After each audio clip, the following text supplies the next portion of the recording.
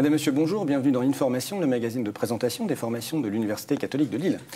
Et aujourd'hui, j'ai la chance de recevoir donc Lina Ouliat. Lina, bonjour. Bonjour. Vous êtes professeure de droit, avocate, et aujourd'hui on se voit parce que vous êtes directrice d'un programme de formation à la faculté de droit de l'université qui s'intitule Droit de la santé et de la responsabilité médicale, un Master 2. Oui. Alors, comment et de quoi est composé ce Master?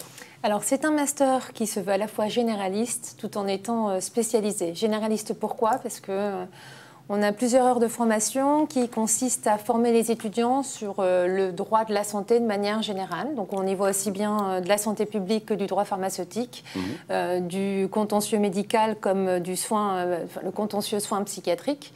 Donc c'est en cela que l'on peut dire que cette formation est généraliste, en mais droit aussi de la santé, en droit de la santé, mais elle est aussi spécialisée parce que le noyau dur quand même de la formation, c'est le contentieux médical, c'est former les juristes au contentieux médical. Et il y a environ 120 heures de cours dans le contentieux médical, dans toutes ces facettes, que ce dédié soit au contentieux médical. Dédié au contentieux médical. Parce que le master, lui, il a combien d'heures de formation? 578 heures. 578 heures exclusivement sur le master 2. Exactement. Ouais, c'est un programme de formation assez chargé, Tout finalement. à fait. Ok, mais voilà. parce que très vaste. Parce que très vaste, en effet. Donc, eu égard à cette variété, il s'adresse à quel type d'étudiants, quel type de profil? Ils viennent de où, en général? Alors, principalement des juristes. Bien que de plus en plus des professionnels de santé souhaitent accéder à ce diplôme.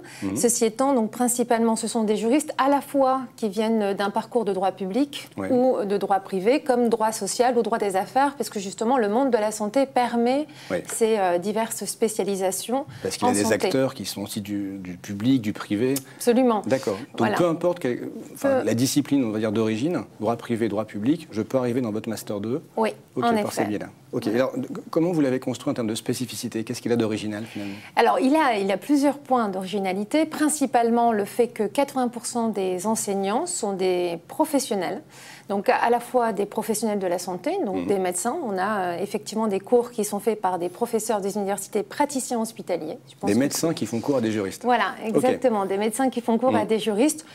Par exemple, c'est eux qui viennent leur apprendre comment formuler une expertise médicale, comment gérer une expertise médicale qui, dans le contentieux médical, a une place très importante. Donc, les juristes doivent être formés à l'expertise médicale. C'est aussi eux qui viennent donner quelques cours de médecine à nos étudiants qui vont avoir justement à gérer, par exemple, des contentieux en infection nosocomiale. Qu'est-ce qu'une infection nosocomiale? Il n'y a pas qu'un... Il n'y a que le médecin qui peut enseigner ça à des juristes. Idem pour le contentieux soins psychiatriques où on a des psychiatres qui viennent donner des cours de psychiatrie, c'est de l'initiation, mais en tout cas à nos juristes qui pourront dès lors décrypter... Sinon, ils font du droit quand même. Mais principalement, effectivement, ils font du droit.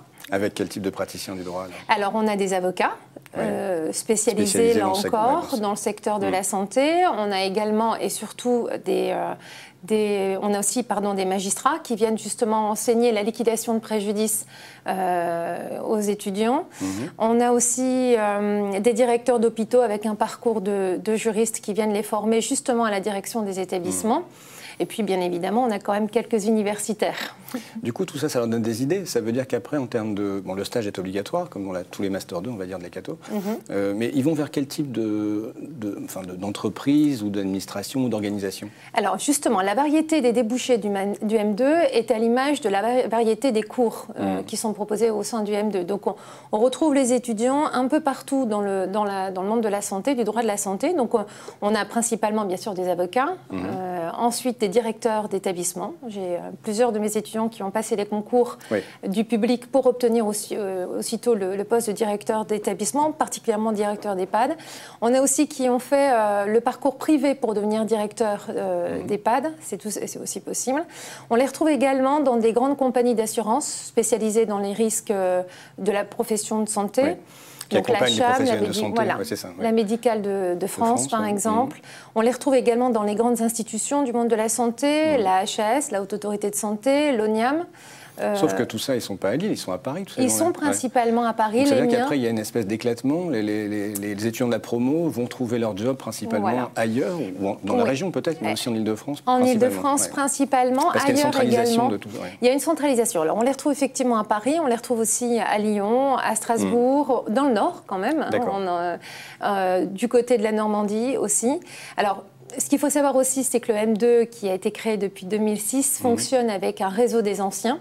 Oui. Et ça, c'est très important parce que du coup, les anciens diplômés de DRM qui sont aujourd'hui en poste, dès lors, et puis désormais, ils sont aussi cadres souvent dans leur institution, n'hésitent pas à faire parvenir les offres d'emploi aux nouveaux DRM, ce qui explique également pourquoi les DRM se retrouvent un peu partout en France, parce que justement, le réseau des anciens fonctionne plutôt bien. D'accord. On n'a pas souligné une chose, c'est qu'ils ont, dans les spécificités, j'avais noté, ils font des visites sur site.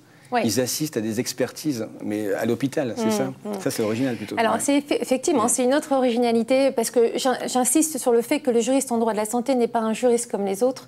Il doit être, pour pouvoir être bon dans sa mission, être sensibilisé au monde de la santé, qui est un monde très particulier.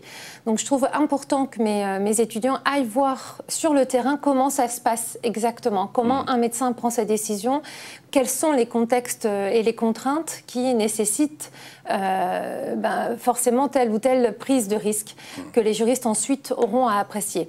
Alors ils font effectivement des visites sur site. Le CHRU ouvre les portes à mes étudiants qui ont déjà assisté d'ailleurs à un acte de chirurgie, ce qui est assez surprenant, pour des juristes, mais bon, c'était sur la base du volontariat, ils ont tous accepté d'y aller justement pour voir comment ça se passait. D'accord. Combien sont tombés dans les pommes? Non, il y a pas de... Aucun.